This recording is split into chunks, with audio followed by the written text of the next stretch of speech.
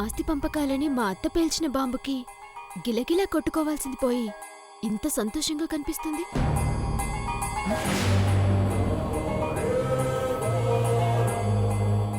ఏంటి ప్రియా అలా చూస్తున్నావు?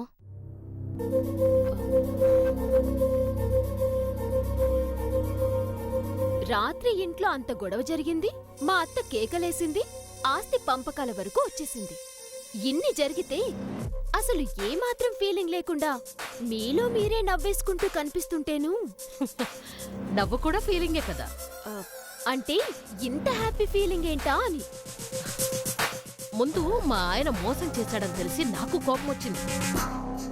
ఆ తర్వాత మీ అత్త నాకొక అవకాశం ఇచ్చింది. మా అత్త ఆస్తి పంపకాలు అనే అవకాశం. ఆస్తి పంపకాలు జరిగితే మీకొచ్చే లాభం ఏంటి? అధికారం. నేనొకప్పుడు ఈ ఇంటి కోడలికి అడుగుపెట్టినప్పుడు మా అత్త పెత్తనం చెలాయించింది. అది చచ్చిందనుకుంటే పెద్ద కోడల్ని అన్న బోర్డు పెట్టుకుని తాళాల్ని తన గుప్పెట్లో పెట్టుకుని మీ అత్త పెత్తనం చెలాయించడం మొదలుపెట్టింది.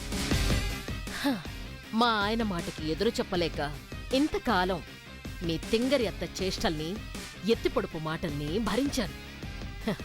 ఇప్పుడు విడిపోతే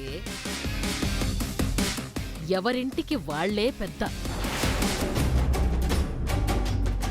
పెద్ద కోడల్ని అని నా మీద పెత్తనం చెలాయించే అవకాశం లేదు కదా.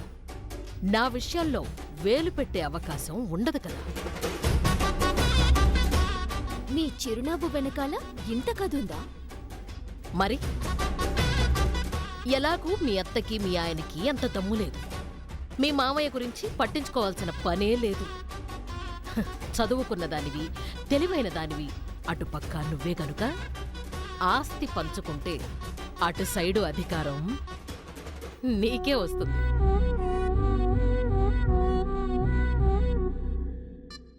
అప్పుడు నువ్వు ఆడింది ఆట, పాడింది పాట. మీ అత్త మీద పెత్తనం చెలాయించొచ్చు.